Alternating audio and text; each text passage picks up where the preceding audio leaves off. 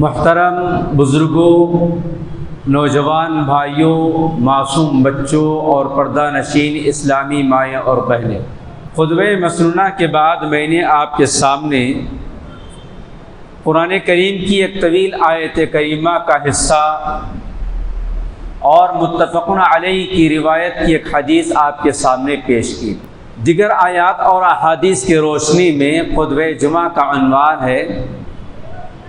ماہ محرم اور ہمارا مسلم سماج۔ حاضرین جمعہ، اللہ تبارک و تعالیٰ کی بے شمار نعمتوں میں سے، اس کی انگنت تخلیقات میں سے ایک نعمت زندگی کی نعمت ہے، وقت کی نعمت ہے، اور بے شمار اور انگنت تخلیقات میں سے ایک تخلیق سال کے 12 مہینوں کی ہے۔ اسلامی اعتبار سے ہمیں اور آپ کو اس بات کی تعلیم دی گئی ہے کہ ہمارا حساب و کتاب، ہمارے نماز کے مسائل، حج کے مسائل، زکوٰۃ کے مسائل، لین دین کے مسائل، قرض کی ادائیگی کے مسائل، عدت کے مسائل، گویا بہت سارے مسائل کا تعلق وقت سے اور مہینے سے جڑا ہوا ہے۔ اس لیے ہمیں اور آپ کو اس بات کی تعلیم دی گئی ہے کہ جہاں ہمیں اور آپ کو وقت کی قدر کرنی ہے، وقت کی حفاظت کرنی ہے، وہیں پر اس کی گنتی کا بھی شمار کرنا ہے۔ عیدین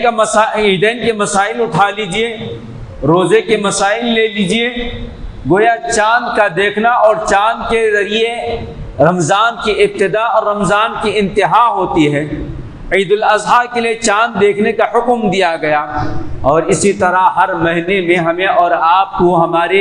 روزمرہ کی زندگی سے تعلق رکھنے والے بے شمار مسائل ہیں،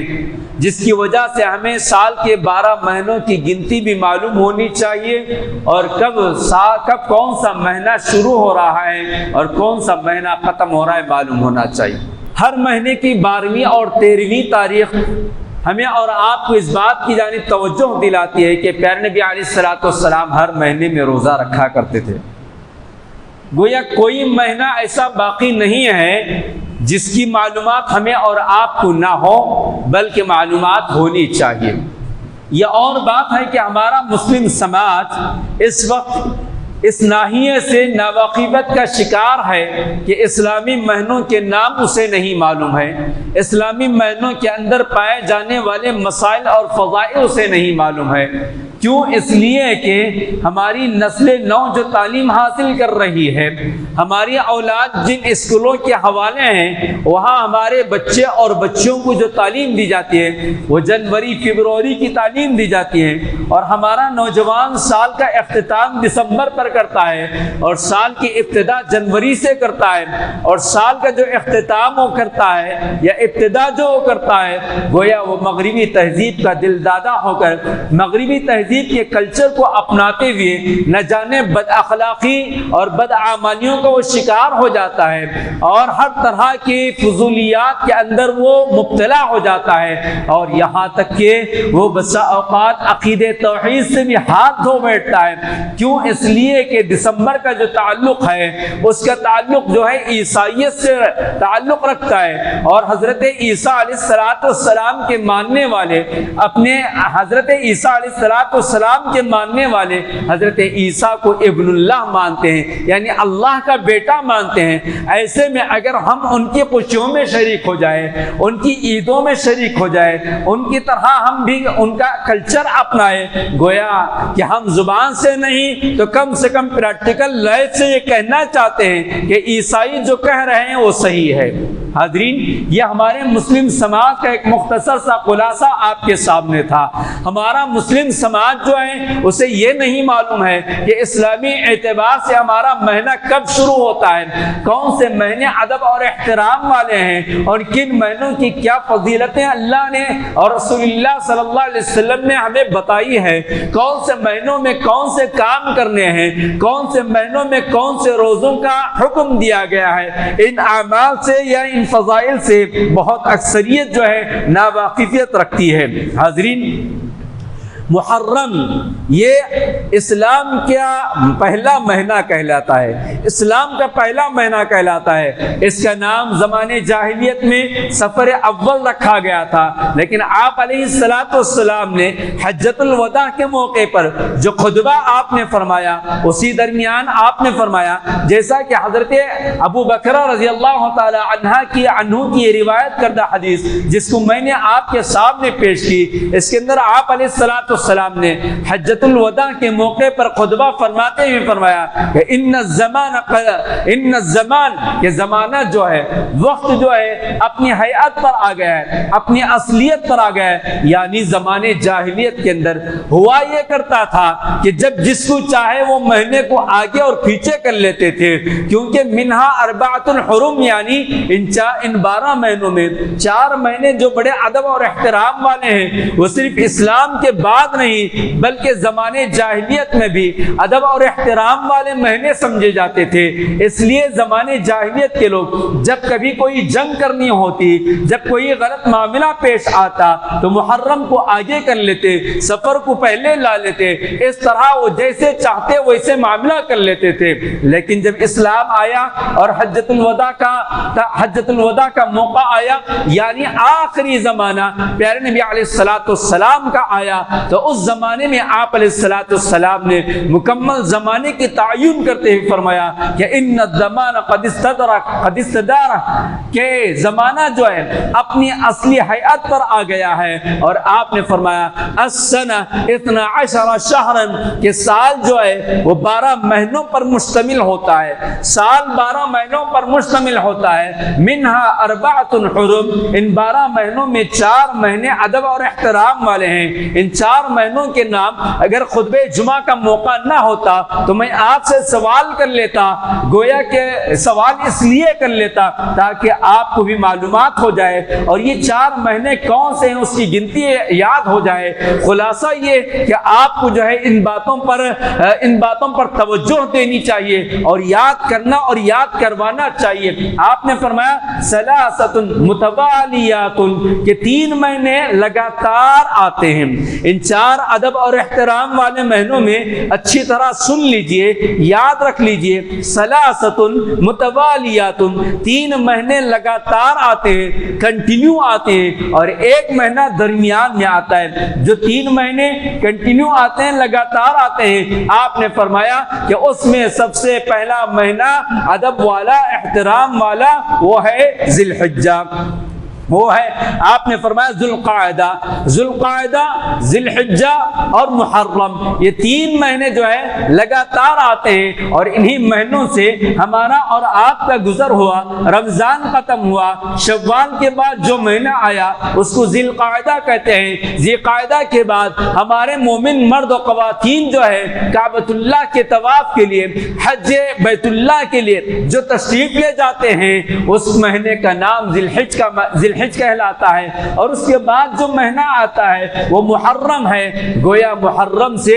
اسلامی سال کی شروعات ہوتی ہے اور حج کے مہینے پر اسلامی سال کا اختتام ہوتا ہے۔ ہمارا سال حج کے مہینے پر ختم ہوتا ہے اور ہمارا سال محرم سے شروع ہوتا ہے۔ ہمیں اور آپ کو اس بات کا خیال رکھنا چاہیے کہ ہمارے اعمال، ہمارے کاروبار، ہمارے لین دین، قرض کا معاملہ، شادی بیاہ کے مسائل، عیدین کے مسائل، اور یہاں تک کہ خواتین کے مخصوص مسائل، ان تمام چیزوں کا دار و مدار جو ہے، ان تمام چیزوں کا دار و مدار تاریخ پر منحصر ہے۔ تاریخ کے ساتھ لکھ کر رکھنا چاہیے۔ تو ہمیں اور آپ کو ان مہینوں کی گنتی کے ساتھ ساتھ اس بات کا علم ہونا چاہیے کہ محرم کا چاند کب نظر آیا، ذی الحجہ کا مہینہ کب ختم ہوا، سفر کب شروع ہونے والا ہے۔ صرف رمضان کا چاند دیکھنا کافی نہیں ہے، عید الاضحیٰ کا چاند دیکھنا کافی نہیں ہے، بلکہ سال کے 12 مہینوں کے چاند کا اہتمام کرنا چاہیے۔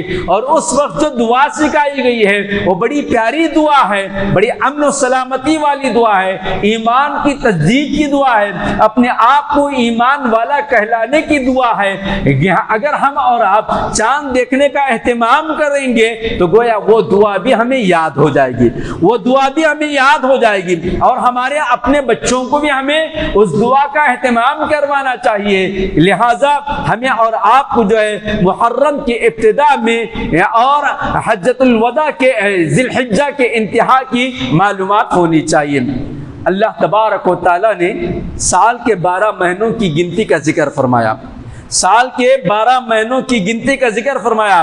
ہمارا یہ تصور ہے کہ سال کے 12 مہینوں کی گنتی جو ہے مغربی تہذیب نے دی ہے، مغربی کلچر نے دیا ہے، جبکہ ایسی بات نہیں ہے، بلکہ اللہ سبحانہ و تعالیٰ جس دن آسمان اور زمین کو پیدا فرمایا اسی دن اللہ تعالیٰ نے سال کے 12 مہینوں کی گنتی پیدا فرمائی۔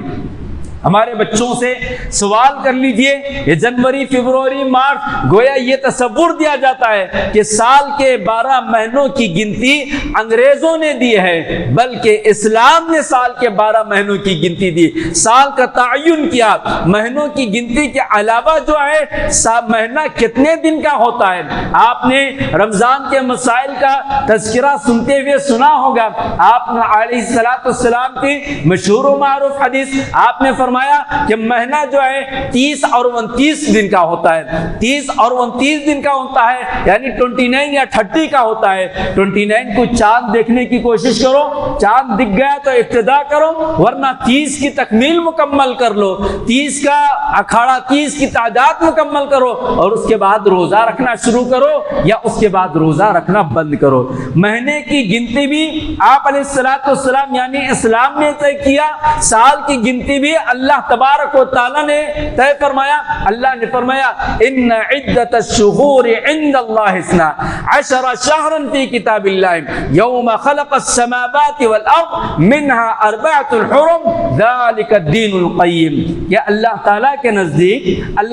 کے نزدیک سال کے 12 مہینوں کی گنتی طے ہے اور اللہ نے اپنی کتاب کے اندر اس کو طے کر دیا ہے، اور اس وقت اللہ نے سال کے 12 مہینوں کو پیدا فرمایا جس دن آسمان اور زمین کو پیدا فرمایا۔ یوم خلق السماوات والارض، کہ اس دن اللہ تعالیٰ نے آسمان و زمین کی تخلیق کے ساتھ ساتھ سال کے 12 مہینوں کی بھی تخلیق فرمائی، اور اللہ نے خود فرمایا منہا 4 حرم، ان سال کے 12 مہینوں میں 4 مہینے بڑے ادب اور احترام والے ہیں۔ اور کون سے مہینے ہیں؟ حدیث کے ذریعے میں نے آپ کے سامنے بتایا کہ ذی قعدہ، ذی الحجہ، محرم اور صفا اور رجب جو ہے جو جمادی الاولیٰ اور شعبان، جمادی الثانیہ اور شعبان کے درمیان آتا ہے رجب، یعنی یہ 4 مہینے بڑے ادب اور احترام والے ہیں۔ قرآن کریم کی اسی آیت کریمہ میں ذالک الدین القیم کے بعد اللہ نے فرمایا کہ تم اپنے آپ پر ظلم نہ کرو،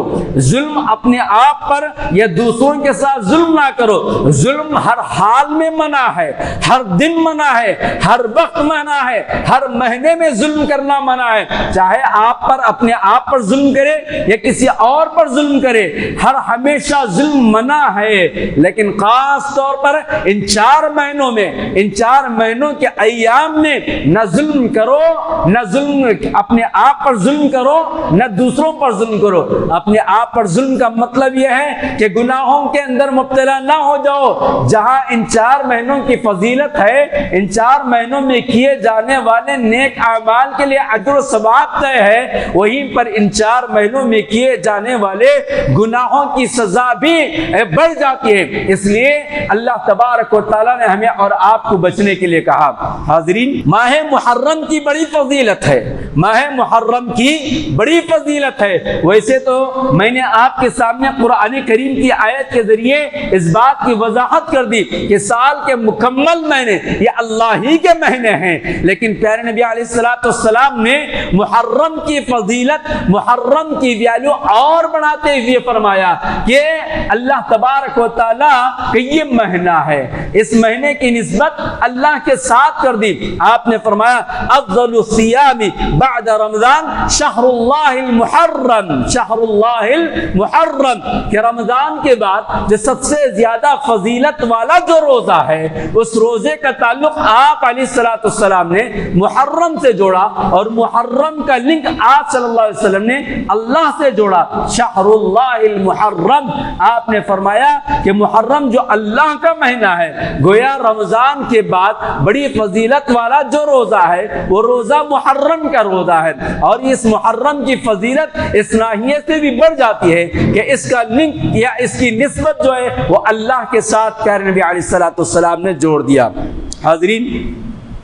حضرت ابو ہریرہ رضی اللہ تعالیٰ عنہ اس حدیث کے راوی ہیں جس کو امام مسلم رحمۃ اللہ علیہ نے نقل فرمایا۔ آپ نے فرمایا قال رسول اللہ صلی اللہ علیہ وسلم افضل الصیام بعد رمضان شہر اللہ المحرم وافضل الصلاة بعد الفریضہ صلاۃ اللیل، کہ آپ علیہ الصلوۃ والسلام نے فرمایا رمضان کے بعد بڑی فضیلت والا جو روزہ ہے وہ محرم کا روزہ ہے، جو کہ محرم اللہ کا مہینہ ہے، اور فرض نماز کے بعد، نماز فرائض کے بعد جو ہے صلاۃ فرائض کے بعد جو افضل ترین نماز ہے وہ صلاۃ اللیل یعنی قیام اللیل ہے، تہجد کی نماز ہے۔ اس ناحیے سے بھی محرم کی فضیلت اور بڑھ جاتی ہے۔ حاضرین، اس ماہ مبارک کے اندر ہمیں اور آپ کو روزہ رکھنے کا حکم دیا گیا۔ ہوا یہ کہ پیارے نبی علیہ الصلوۃ والسلام مدینہ منورہ تشریف لے آنے کے بعد دیکھا کہ وہاں کے یہودی محرم میں عاشورے کے دن روزہ رکھ رہے ہیں۔ آپ نے فرمایا کیا معاملہ ہے؟ یا یہودیوں نے کہا عاشورے کا روزہ ہم بطور شکرانہ رکھتے ہیں، اس لیے کہ اسی دن اللہ تبارک و تعالیٰ نے قوم موسیٰ کو یعنی بنی اسرائیل کو فرعون کے ظلم سے نجات دی تھی، فرعون کے ظلم سے نجات دی تھی، اس لیے ہم بطور شکرانہ روزہ رکھتے ہیں۔ آپ علیہ الصلوۃ والسلام نے فرمایا تب تو ہم اس روزے کے ہم تم سے زیادہ حقدار ہیں، ہم اس روزہ رکھنے کے تم سے زیادہ حقدار ہیں۔ آپ علیہ الصلوۃ والسلام عاشورے کا روزہ نہ صرف رکھا بلکہ حکم دیا، یہاں تک کہ صحابہ اور صحابیات فرمایا کرتے ہیں کہ ہم اپنے بچوں کو بھی جو دودھ پیتے بچے ہیں ان کو بھی روزے کی حالت میں پورا دن گزارنے کا راستہ بتاتے تھے، کھلونے دیتے تھے، کھلونے کے ذریعے انہیں بہلا اور پھسلا کر گویا وہ دن گزارا کرتے تھے، یہاں تک کہ آپ علیہ الصلوۃ والسلام نے عاشورے کے روزے کے تعلق سے جب سوال کیا گیا تو اس کی فضیلت یا اس کا اجر و ثواب کیا ہے آپ صلی اللہ علیہ وسلم نے یہاں بتا دیا۔ حضرت ابو قتادہ رضی اللہ تعالیٰ عنہ اس حدیث کے راوی ہیں ان رجلا سأل النبی علیہ الصلوۃ والسلام، کہ ایک آدمی نے نبی صلی اللہ علیہ وسلم سے سوال کیا، کوشچن کیا، عن صیام یوم عاشورہ، عن صیام یوم عاشورہ، کہ عاشورے کے دن کے روزے کا کیا ثواب ہے، کیا فضیلت ہے، کیا اجر ہے اس کا۔ آپ علیہ الصلوۃ والسلام نے فرمایا فقال انی احتسب علی اللہ یکفر السنہ التي قبلہ، رواہ مسلم۔ آپ نے فرمایا کہ میں اللہ کی ذات سے امید رکھتا ہوں، یقین رکھتا ہوں کہ اللہ تبارک و تعالی اس ایک روزے کی وجہ سے ہمارے پچھلے ایک سال کے گناہ معاف فرمائیں گے۔ سبحان اللہ، کس قدر بڑا آفر ہمیں اور آپ کو دیا جا رہا ہے۔ ہم اور آپ آفروں کی زندگی گزارتے ہیں، معمولی سے چیز میں بازار میں کوئی آفر آ جاتا ہے تو ہم بھاگے دوڑے چلے جاتے ہیں، اور یہاں اسلام ہے کہ چھوٹے چھوٹے اعمال کے ذریعے ہمیں بڑا بڑا اجر دینا چاہتا ہے، اور ہم اس سے محروم ہو جاتے ہیں بہت سارے بہانے تلاش کر کے۔ لہٰذا اس حدیث میں آپ علیہ الصلوۃ والسلام نے فرمایا کہ یکفر السنہ التی قبلہ، کہ اگر ہم اس ماہ محرم کے عاشورے کا روزہ رکھتے ہیں تو پچھلے ہمارے ایک سال کے گناہ معاف ہو جاتے ہیں، پچھلے ہمارے ایک سال کے گناہ معاف ہو جاتے ہیں۔ ہمیں اور آپ کو اہتمام کرنا چاہیے۔ چلیے اسی روزے کے تعلق سے ایک اور مسئلے کی وضاحت میں آپ کے سامنے کر دوں۔ آپ علیہ الصلوۃ والسلام نے روزہ رکھا، روزہ رکھنے کا حکم دیا اور ترتیب، اور پھر اس کے بعد زمانہ گزرتا گیا، یہاں تک کہ آپ علیہ الصلوۃ والسلام یہودیوں کے تعلق سے اپنے اصحاب کو یعنی اہل ایمان کو اس بات کی تعلیم دی کہ خالف الیہود، کہ تم یہودیوں کی مخالفت کرو۔ مثال مثال کے طور پر آپ علیہ السلام نے ہم تمام کو اس بات کا حکم دیا ہے کہ دیکھو تم یہودیوں کی مخالفت کرو۔ یہودیوں کی مخالفت کیسے کرنا چاہیے؟ یہودیوں کی مخالفت میں تم داڑھی کو چھوڑو اور مونچھ کو کاٹ دو۔ گویا اس طرح کی تعلیمات آپ صلی اللہ علیہ وسلم اپنے صحابہ کو دیا کرتے تھے۔ صحابہ نے اس روزے کے تعلق سے بھی سوال کر بیٹھا کہ اے اللہ کے نبی علیہ السلام، آپ کی تعلیم ہے، آپ کا حکم ہے، آپ کا آرڈر ہے کہ ہم یہودیوں کی مخالفت کریں، اور یہاں معاملہ یکسانیت کا معاملہ ہو رہا ہے، وہ بھی عاشورے کا روزہ رکھ رہے ہیں، یعنی محرم کی 10ویں تاریخ کا، اور ہم بھی محرم کی 10ویں تاریخ کا روزہ رکھ رہے ہیں، تو گویا دونوں ایکول ہو رہے ہیں، اس میں کیسی ہم مخالفت کریں؟ تو آپ صلی اللہ علیہ وسلم نے اس وقت بیان فرمایا کہ اگر اللہ نے مجھے آئندہ زندگی دی تو پھر میں جو ہے 9ویں تاریخ کو بھی روزہ رکھوں گا اور 10ویں تاریخ کو بھی روزہ رکھوں گا۔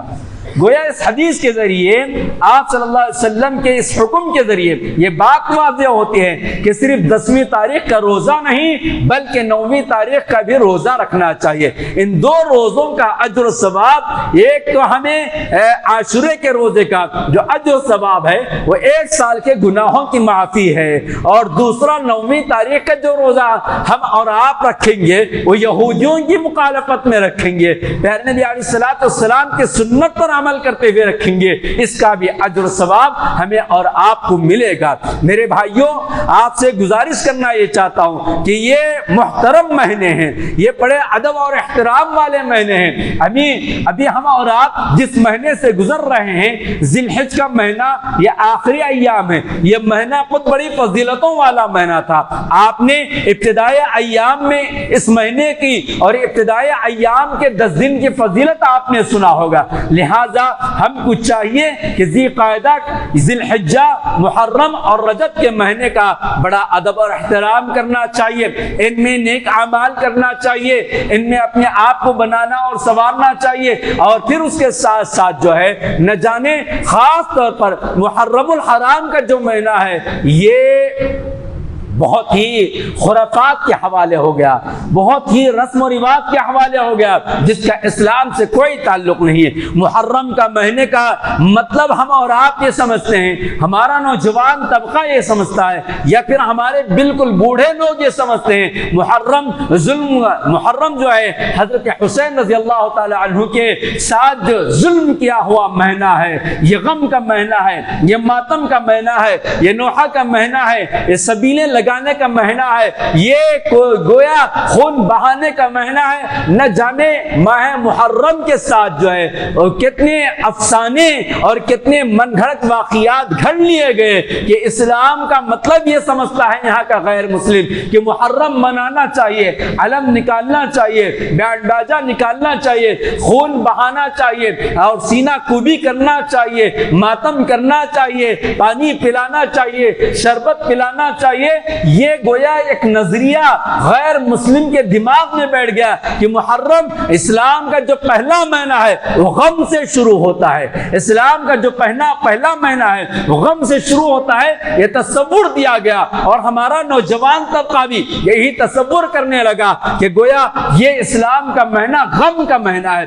میرے بھائیوں، ایسی بات نہیں ہے۔ محرم جو ہے یہ بہت ہی ادب اور احترام والا مہینہ ہے۔ محرم کے اندر صرف حضرت حسین رضی اللہ تعالی عنہ کے ساتھ ہونے والا واقعہ پیش نہیں آیا، تاریخ اس بات کی گواہی دیتی ہے کہ محرم کے اندر بہت سارے واقعات پیش آئے، اسلام اور دشمنوں کے ساتھ جو ہے بہت سارے واقعات پیش آئے۔ شہادت حسین رضی اللہ تعالی عنہ اپنی جگہ ایک بہت بڑا واقعہ ہے، لیکن کہیں ہم اور آپ حضرت حسین رضی اللہ تعالی عنہ کی شہادت کے اندر یا ان کے واقعے کے اندر غلو کر کے دیگر صحابہ اکرام جو شہید ہو گئے، دیگر بڑے بڑے واقعات جو رونما ہوئے، اس کو بھلا دے رہے ہیں۔ یہ سراسر جو ہے روافض، سراسر جو ہے یہ شیعہ جو ہے انہوں نے ہماری ذہن سازی کی، اور دیکھتے ہی دیکھتے سنی مسلمانوں کے اندر بھی اور عام نوجوانوں کے اندر بھی یہ رجحان پیدا ہو گیا کہ حضرت حسین رضی اللہ تعالی عنہ کا جو واقعہ ہے، کربلا کا جو واقعہ ہے، یہ واقعہ اسلام کا سب سے بڑا واقعہ واقعہ ہے. نہیں میرے بھائیوں، یہ واقعہ اپنی جگہ بہت بڑا ہے، لیکن اس سے بڑے بڑے واقعات رونما ہوئے، اس سے کہیں بڑے واقعات رونما ہوئے. کیا ہم اور آپ نہیں جانتے ہیں پیارے نبی علیہ الصلوۃ والسلام کے پیارے چاچا جو آپ صلی اللہ علیہ وسلم کو بہت زیادہ پسندیدہ تھے، بہت لائک کرتے تھے، اسلام کے لیے آپ علیہ الصلوۃ والسلام کے ساتھ ہر قدم انہوں نے آگے بڑھا اور یہاں تک کہ جامع شہادت نوش کیا، جن کو پیارے نبی علیہ الصلوۃ والسلام نے سید الشہداء کا لقب دیا، یعنی تمام شہیدوں کے سردار، تمام شہیدوں کے سردار حضرت حمزہ رضی اللہ تعالی عنہ. پیارے نبی علیہ الصلوۃ والسلام کے پیارے چچا ہیں، جنگ احد کے اندر، غزوہ احد کے اندر شہید کر دیے گئے، آپ کے جسم کے حصے کاٹے گئے، آپ علیہ الصلوۃ والسلام کو بڑی تکلیف ہوئی. اس سے بڑا واقعہ کیا ہو سکتا ہے؟ اور پھر آگے چلیں، آپ علیہ الصلوۃ والسلام کے پیارے دوست حضرت ابوبکر رضی اللہ تعالیٰ عنہ، حضرت عمر فاروق رضی اللہ تعالیٰ عنہ کیسے کیسے مسائل سے دوچار ہوئے، کن کن حادثات سے گزرے. آپ علیہ الصلوۃ والسلام کے چہیتے دوست پیارے دوست جن کی بڑی فضیلت آپ علیہ الصلوۃ والسلام نے مناقب عمر کے نام سے گنوایا، یہاں تک کہ جنت میں ساتھ ہونے کا وعدہ فرمایا، یہاں تک کہ حضرت عمر رضی اللہ تعالی عنہ پیارے نبی علیہ الصلوۃ والسلام کے رشتے میں سسر لگتے ہیں. ایسا رشتہ، اس قدر نازک رشتہ تھا آپ علیہ الصلوۃ والسلام کے اس عظیم دوست کی جو شہادت ہوئی، نماز کی حالت میں ہوئی، یہودی نے مارا اور یہ جامع شہادت نوش کر گئے. پہلی جو جنگ ہے، غزوہ بدر، غزوہ احد، غزوہ تبوک، ان تمام غزوات میں آپ علیہ الصلوۃ والسلام بنفس نفیس شریک رہے. آپ صلی اللہ علیہ وسلم کو بڑی تکلیفیں ہوئی. جنگ احد کے اندر آپ صلی اللہ علیہ وسلم کے دندان مبارک شہید کیے گئے، آپ صلی اللہ علیہ وسلم کے سر مبارک سے خون بہنے لگا. یہی وہ غزوہ ہے، یہی وہ جنگ ہے جس کے اندر یہ بات پھیلائی گئی کہ آپ علیہ الصلوۃ والسلام شہید کر دیے گئے، ختم کر دیے گئے. صحابہ جو ہے غم زدہ ہو گئے. گویا ان سے بڑے واقعات اور کیا ہو سکتے ہیں؟ اس سے بڑے واقعات تاریخ کے اندر اور بھی بڑے بڑے واقعات موجود ہیں، لیکن ان تمام واقعات کو بھلا کر، ان تمام شہیدوں کی شہادت کو بھلا کر، اس ایک شہادت کی واقعے کو رکھ کر جو ہے غم کا مہینہ منانا، ماتم کا مہینہ منانا، سبیلیں لگانا، یہ ساری کی ساری چیزیں حضرت حسین رضی اللہ تعالیٰ عنہ کے خبر بنانا، الگ اپنی جانب سے قبریں بنانا اور یہ تصور رکھنا کہ حضرت حسین وہاں حاضر ہوتے ہیں، یہ تمام کی تمام چیزیں بالکل غیر اسلامی ہیں. پیارے نبی علیہ الصلوۃ والسلام نے منع فرمایا ہے. وقت نہیں ہے کہ واقعہ کربلا کی حقیقت تاریخی آئینوں کے حساب سے میں آپ کے سامنے بتاؤں. اللہ نے کبھی موقع دیا تو اس تاریخ کو لے کر حاضر ہونے کی کوشش کریں گے. لہذا ہم کو چاہیے کہ سنی سنائی ہوئی باتوں میں نہ آئیں، غیر اخلاقی، غیر عقیدے کے اعمال کے اندر شریک نہ ہو. دوستانہ ماحول کا نام لے کر جو ہے ہم بالکل شیعہ کی عبادتوں کے اندر، شیعہ کے عقائد کے اندر گھس نہ جائیں. ہمارا نوجوان طبقہ کالج میں اپنے دوست احباب کے نام پر، جاب میں اپنے دوست احباب کے نام پر، یا محلے میں اپنے دوست احباب کے نام پر شیعہ کی محفلوں میں شریک ہونا یا ان کے اعمال میں شریک ہونا، یہ بہت بڑا گناہ ہے. یہ غیر اسلامی اور غیر عقیدے کی باتیں ہیں، اس سے بچنا چاہیے. حاضرین، خلاصہ کلام یہی ہے کہ ہم سب کو چاہیے کہ اسلامی تاریخ کا مطالعہ کرنا چاہیے، اسلامی تاریخ کا مطالعہ کرنا چاہیے. ہم مسلمان ہیں، ہماری تاریخ اگر ہم نہ پڑھیں تو غیر مسلم ہماری تاریخ کو جو مٹانا چاہتا ہے وہ تو مٹا ہی دے گا، اور اس کے مٹانے کے بعد یا اس کی کوششوں پر اگر ہم اور آپ وابلہ مچاتے ہیں تو اس کا کوئی فائدہ نہیں ہوگا. وقت آنے سے پہلے ہم خود بھی اپنی ہسٹری پڑھیں، ہم خود بھی اپنی تاریخ کا مطالعہ کریں، اپنی تاریخ کو زندہ رکھیں اور ہمارے بچوں کو صحیح تاریخ سے واقف کروائیں، ہمارے بچوں کو صحیح ہسٹری پڑھائیں، صحیح واقعات پڑھائیں. واقعہ کربلا کیا ہے، اس کی حقیقت کیا ہے، حضرت معاویہ کون ہے، حضرت یزید کون ہے، ان تمام چیزوں کی وضاحت ہونی چاہیے. حضرت حسین کا مقام کیا ہے، حضرت حسن کا مقام کیا ہے، یہ اہل بیت کون ہے، اہل بیت کی کیا فضیلت ہے، اصحاب رسول کا کیا مقام ہے، خلفائے راشدین کا کیا مقام ہے، خلفائے راشدین میں ابو بکر کی کیا حیثیت ہے، عمر فاروق کا کیا مقام ہے، علی مرتضیٰ کی کیا حیثیت ہے، عثمان غنی کا کیا مقام ہے، ہمیں اور آپ کو بتانا چاہیے اہل بیت کے اندر کون کون آتے ہیں۔ پیارے نبی علیہ الصلوۃ والسلام کا رشتہ خلفائے راشدین کے ساتھ کس قدر نازک ہے بتانا چاہیے، حضرت معاویہ کا رشتہ پیارے نبی علیہ الصلوۃ والسلام کے ساتھ کون سا رشتہ ہے بتانا چاہیے، حضرت یزید پیارے نبی علیہ الصلوۃ والسلام کے کیا ہوتے ہیں بتانا چاہیے۔ حضرت یزید کے تعلق سے پیارے نبی علیہ الصلوۃ والسلام نے جو بشارت سنائی، جو خوشخبری سنائی، جنتی ہونے کا جو آپ صلی اللہ علیہ وسلم نے اعلان فرمایا، ان تمام چیزوں کو واضح کرنا چاہیے، ورنہ آج کا سوشل میڈیا جو قادیانیت اور شیعہ جو چلا رہی ہے اس کے ذریعے ہمارا نوجوان طبقہ کبھی مرزا علی انجینئر کا بیان سن کر، کبھی کسی اور کا بیان سن کر جو ہے شیعہ کے عقائد کو اپنا رہا ہے، حضرت معاویہ کی شان میں گستاخی کر رہا ہے، حدیث کا انکار کر رہا ہے، اور کبھی حضرت یزید کو لعن اور طعن کر رہا ہے، تو کبھی اہل بیت کا دائرہ کم کر رہا ہے، اور کبھی خلفائے راشدین کے تعلق سے بھی اس کے اندر شکوک اور شبہات پائے جاتے ہیں۔ لہذا میں نوجوانوں سے گزارش کرنا چاہتا ہوں کہ علماء کے ساتھ مل کر رہیں، جمعیت اور جماعت کے ساتھ مل کر رہیں، اور صحیح معنوں میں جو اسلامی تاریخ ہے اس کا مطالعہ کرنے کی کوشش کریں۔ اللہ تبارک و تعالیٰ سے دعا ہے الہ العالمین ہم سب کو ماہ محرم کی جو فضیلت آپ کے اور آپ کے نبی علیہ الصلوۃ والسلام کے ذریعے بتائی گئی ہے اس پر عمل کرنے کی توفیق عطا فرمائیے، عاشورے کا روزہ رکھنے کی توفیق عطا فرمائیے، 9ویں اور 10ویں تاریخ کو روزہ رکھ کر اپنے 1 سال کے گناہوں کی معافی طلب آپ سے کرنے کی توفیق عطا فرمائیے۔ اے اللہ ہمیں صحیح معنوں میں آپ کی دین کی سمجھ عطا فرمائیے، عقیدہ صحیحہ کو اپنانے والا بنا دیجئے، صحیح اعمال کرنے والا بنا دیجئے۔ اے اللہ شرک کے اعمال، خرافات سے، رسم و رواج سے بچنے اور بچانے والا بنا دیجئے۔ اے اللہ ہماری مدد فرمائیے، اے اللہ ہماری دعاؤں کو قبول فرمائیے۔ اے اللہ مسجد اقصیٰ کو آزاد فرما دیجئے، اہل غزہ پر رحم فرمائیے۔ اللہ حرمین کی حفاظت فرمائیے، حرمین کے قادموں کی حفاظت فرمائیے۔ اللہ ہندوستان کے ماحول کو بدل دیجئے۔ اللہ ہمارے مساجد کی، مدارس کی، عبادت گاہوں کی حفاظت فرمائیے۔ اللہ ہمارے مسلمانوں کی تمام تر جائیدادوں کی حفاظت فرمائیے، ہماری اوقاف کی زمینوں کی حفاظت فرمائیے۔ اللہ ہمارے مسلمان نوجوانوں کی حفاظت فرمائیے، ہماری بہن بیٹیوں کی حفاظت فرمائیے۔ اللہ ہماری دعاؤں کو قبول فرمائیے۔ اللہ ہمیں جو بیمار ہیں شفاء کاملہ عاجلہ عطا فرمائیے۔ اللہ ہمارے والدین جو اس دنیا سے رخصت ہو چکے ہیں ان کی مغفرت فرمائیے۔ اے اللہ